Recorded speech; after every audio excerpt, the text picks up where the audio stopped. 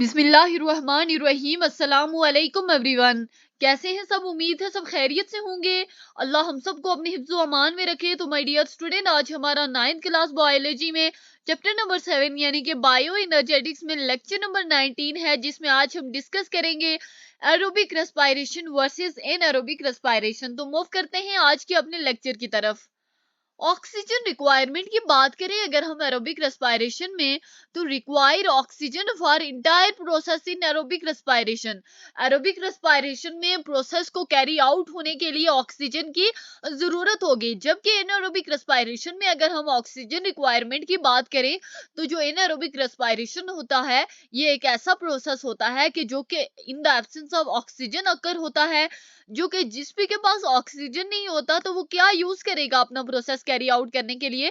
तो ये इस प्रोसेस को कैरी आउट होने के लिए अल्टरनेटिव इलेक्ट्रॉन एक्सेप्टर की जरूरत होती है। लोकेशन की बात करें यानी कि एरोबिक रेस्पिरेशन सेल्स में कहाँ होती है, तो जो एरोबिक रेस्पिरेशन होती है वो यूकारियोटिक सेल्स का जो माइटोकॉन्ड्रिया होता है उसमें होती है। कहाँ होती है? यूकारियोटिक सेल्स के माइटोकॉन्ड्रिया में होती है। एनारोबिक रेस्पिरेशन की बात करें कि सेल में ये कहाँ होते हैं, तो ये सेल्स के साइटोप्लाज्म में आकर होते हैं। कहाँ होती है ये एनारोबिक रेस्पिरेशन? साइटोप्लाज्म के सेल के साइटोप्लाज्म में वाकई होती है। स्टेजेस कौन कौन से होते हैं एरोबिक रेस्पिरेशन में? ग्लाइकोलाइसिस होता है, सिट्रिक एसिड साइकिल होता है, इसके अलावा इलेक्ट्रॉन ट्रांसपोर्ट चेन है। Electron transport chain is the final step of cellular respiration. उसके बाद स्टूडेंट एनारोबिक रेस्पिरेशन की बात करें तो glycolysis followed by fermentation. Student glycolysis के बाद दो तरह की फर्मेंटेशन हो सकती है, या लैक्टिक एसिड फर्मेंटेशन होगी या अल्कोहलिक फर्मेंटेशन होगी। स्टूडेंट एनर्जी प्रोडक्शन एफिशिएंसी क्या होती है एरोबिक रेस्पिरेशन में? स्टूडेंट एरोबिक रेस्पिरेशन में ये जो होता है इसमें हाई एनर्जी प्रोड्यूस होती है। कौन सी एनर्जी प्रोड्यूस होती है? एटीपी एनर्जी प्रोड्यूस होती है और एक लार्ज अमाउंट ऑफ एटीपी की प्रोडक्शन होती है। स्टूडेंट एनारोबिक रेस्पिरेशन की बात करें तो ये एनर्जी प्रोडक्शन में लेस एफिशिएंट होते हैं और एटीपी की बहुत ही कम अमाउंट को प्रोड्यूस करते हैं। आउटपुट प्रोडक्ट की बात करें तो स्टूडेंट एरोबिक रेस्पिरेशन में कार्बन डाइऑक्साइड है, आउटपुट प्रोडक्ट वाटर है और एटीपी की एक लार्ज अमाउंट है। स्टूडेंट लैक्टिक एसिड कहाँ पे बनेगा? Output product lactic acid fermentation में बनेगा और अल्कोहल कहाँ बनेगा? अल्कोहलिक फर्मेंटेशन में बनेगा।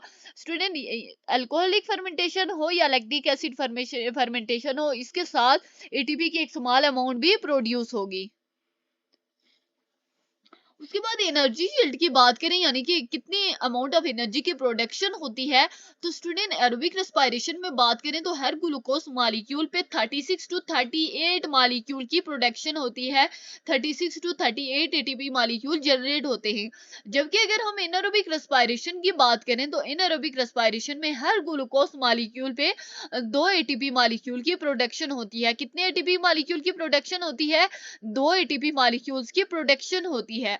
ऑर्गेनिजम्स कौन कौन से इन्वॉल्व होते हैं एरोबिक रेस्पिरेशन में? Student eukaryotic cell and some eukaryotic cells, for example bacteria. Student कौन से बैक्टीरिया हो गए, फंजाई हो गए, ये इस किस्म के जो ऑर्गेनिज्म होते हैं ये कहाँ इन्वॉल्व होते हैं? एरोबिक रेस्पिरेशन में इन्वॉल्व होते हैं। इसके अलावा एरोबिक रेस्पिरेशन की बात करें तो कुछ माइक्रो ऑर्गेनिज्म जैसे यीस्ट और कुछ animals, for example muscle cell during intense exercise, yeast के सेल्स की बात करें और एनिमल सेल्स कब एनारोबिक रेस्पिरेशन का प्रोसेस यूज करेंगे? जब वो इंटेंस एक्सरसाइज यानी कि वर्जिश के दौरान होंगे। इसके अलावा पाथवेज की एग्जांपल कौन सी होती हैं?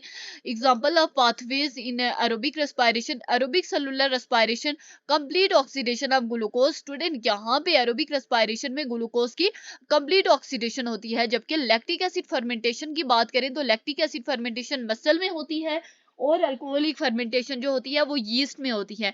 इन प्रोडक्ट कौन कौन से होते हैं एरोबिक रेस्पिरेशन में? कार्बन डाइऑक्साइड होता है, वाटर होता है और इसके साथ एटीपी की एक अमाउंट रिलीज होती है।